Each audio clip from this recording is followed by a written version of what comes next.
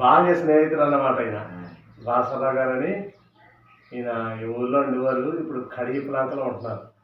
ఈయన ఈరోజు మన ఆశ్రమానికి వచ్చి వాళ్ళు తయారు చేసిన ఫ్రూట్లు, అంటే కృష్ణుడు అంటే ఆయనకి భక్తి ఎక్కువ.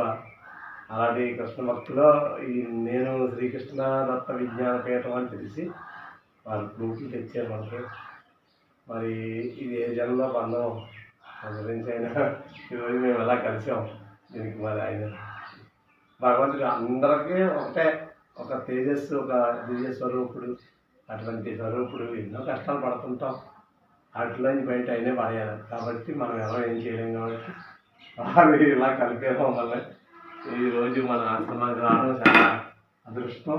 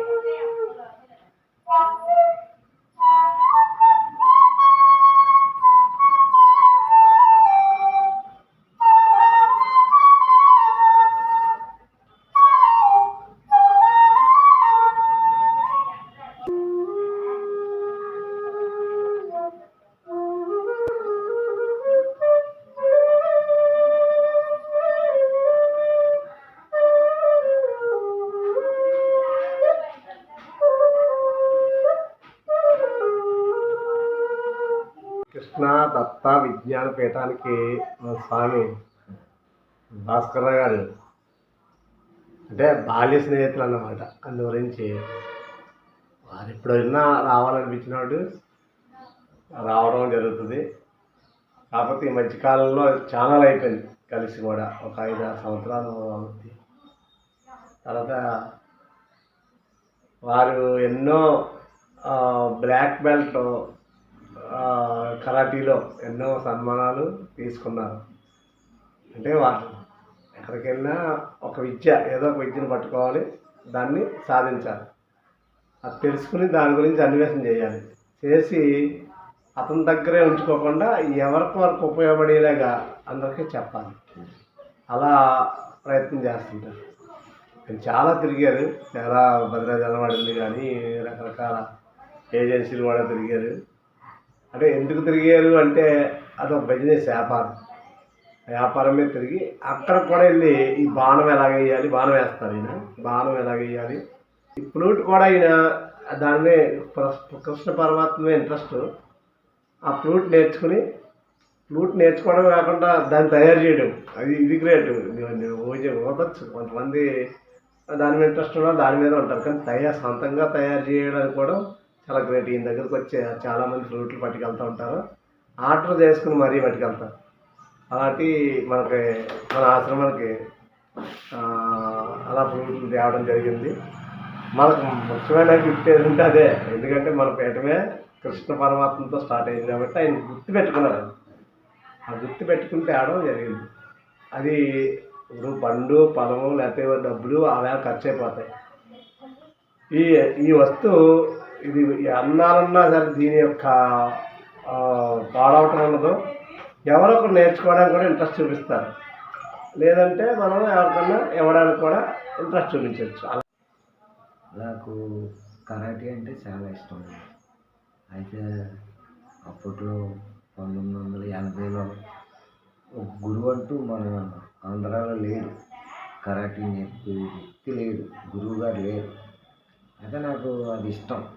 కానీ ఏం చేయను, ఎక్కడెక్కడ నేర్పుతారో అన్ని ఊర్లు అలా సైకిల్ మీద తిరిగేవాడిని. రోజుకి ఒక 60-70 కిలోమీటర్లు సైకిల్ తొక్కుకుంటూ తిరిగేవాడిని. ఎక్కడన్నా నేర్పుతున్నారేమో, క్లాస్ పెడుతున్నారేమో చూద్దాం, నేర్చుకుందాం అన్నట్టుగా. ఈ లోపల నేను ఆగతనంగా కరాటీ వచ్చినా అన్నట్టుగా బిహేవ్ చేసేవాడిని. నేను ఎవరితో గొడవ కింద కట్టని. కానీ అయింది, నన్ను దేవుడు క్షమించాడు.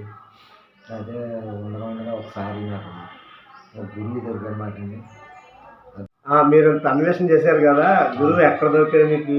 ఒక ఆయన సత్తుపల్లి నుంచి వచ్చారు ఆయన. మన ఆల్మూరు. ఆల్మూరు ఆయన అంటే అక్కడ నేర్చుకుని సత్తుపల్లిలో గురువు గారి దగ్గర నేర్చుకుని ఏదో నా అదృష్టంగా నేను నాకు దొరికాడు ఆయన గురువు గారి కింద. అయితే నేను అడిగితే మానకుండా నేర్చుకోవాలి మరి ఇది, నువ్వు ఎవరి మీద బలహీనమైన వాళ్ళ మీద, తల్లిదండ్రుల మీద, పిల్లల మీద, నీకన్నా బలం తక్కువైన వాళ్ళ మీద ఉపయోగించకూడదు. ఇది చాలా చాలా పవిత్రమైంది, వాడుకుంటే దుర్మార్గంగా కూడా వాడుకోవచ్చు, కానీ అలవాట్లకి అయితే నేను నేర్పను అని చెప్పాడు ఆయన.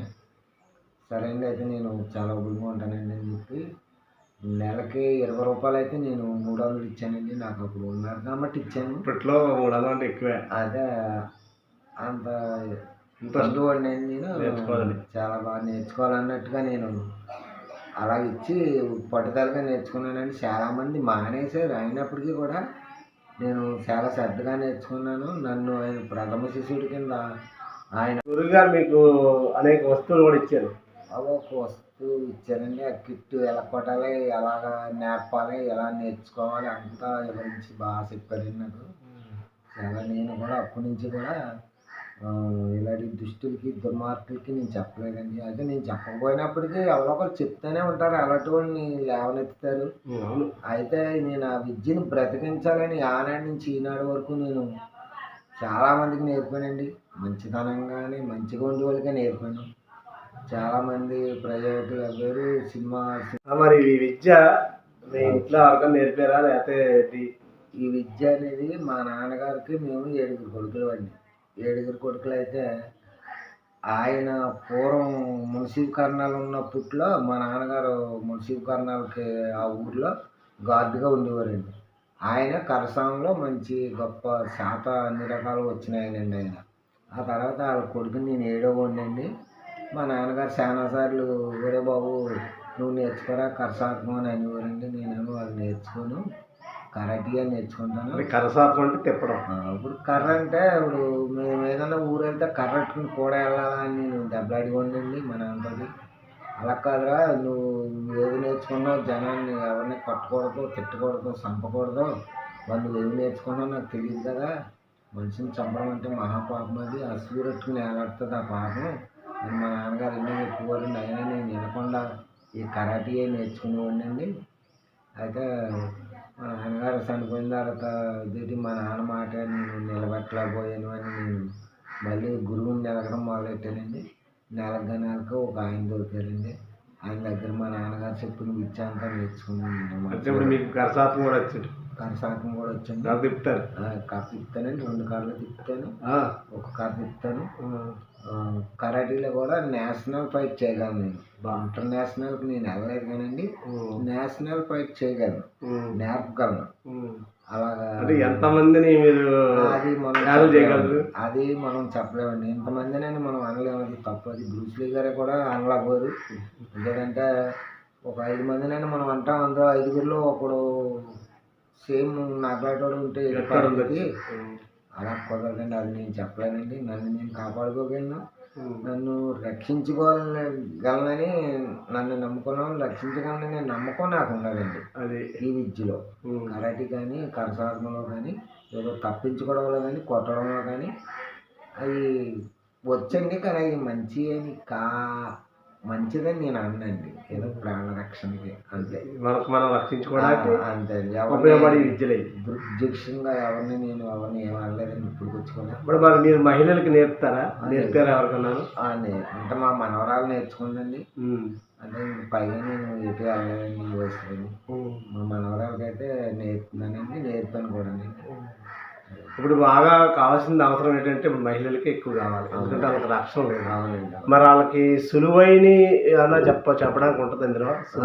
సులువైనవి అండి, ఆయుధం లేకుండా సులువుగా రక్షించుకోవడానికి తప్పించుకోవడానికి అనేది నేర్పుతాను మేము. ఉత్తిని వెళ్ళి కొట్టడం అనేది అది కాదండి. ఇప్పుడు ఎవరన్నా గమ్ముని ఏ ప్రయత్నం చేసినా వాళ్ళ నుంచి రక్షించుకోవడానికి, వాళ్ళని బ్లాక్ చేసి వెళ్ళడానికి ఉంటుందండి నేను చెప్పింది. అది అలా ఉంటుంది. రాయొద్దు, కర్ర వద్దు, ఓన్లీ మన చేతితోటే బ్లాకింగ్ అంతా ఉంటుందండి. అంటే ఆడపిల్లలు రక్షించుకోవాలి ఈ రోజుల్లో వాళ్ళకి. అదండి. మరి ఏ వయసు నుంచి నేర్చుకుంటే బాగా వస్తుంది విద్య? ఈ విద్య అనేది ఏ వయసులోనే వచ్చేద్దండి. 70, 80 సంవత్సరాల్లో 5 సంవత్సరాల నుంచి అప్పటి వరకు కూడా ఎప్పుడైనా నేర్చుకోవచ్చు. ఎప్పుడైనా నేర్చుకోవచ్చు. ఇష్టం. అంటే ఈ కరాటీ ఎలా వచ్చేస్తుంది, కరసాత్మకం కూడా ఎలా వచ్చేస్తుంది? కరసాత్మకం కూడా మీకు కరాటీ వచ్చిందంటే కరసాత్మకం ఈజీ. ఇంకేదంటే ఈ టిప్స్ అన్నీ బాగా తిరుగుతాయి కాబట్టి చేతులు చాలా ఈజీగా అవుతుందండి. కరసం కూడా చాలా మంచిదండి. అంటే ఇలా అంటే కరసాం అంటే కర్ర చేతితో పట్టుకుని వెళ్ళాలి. కరాటీ అయితే మనం ఇబ్బంది లేదు. ఇప్పుడు అదే నాన్చాక్ కూడా కర్రలాగా మనం ఉపయోగించుకోవచ్చు. వాడు కత్తి తెచ్చినా కర్ర తెచ్చినా నాన్చాక్తో కాసుకోవచ్చు, కొట్టవచ్చు. అలాగా కూడా ఉంటుంది. నాన్చాక్ అంటే మనం కానీ అదటోడు ఎవరన్నా మన మీద రావాలంటే 2 కర్రలు ఇలా ఉంటాయి, మన ఇలా ఉంటాయండి. వాటితో మనం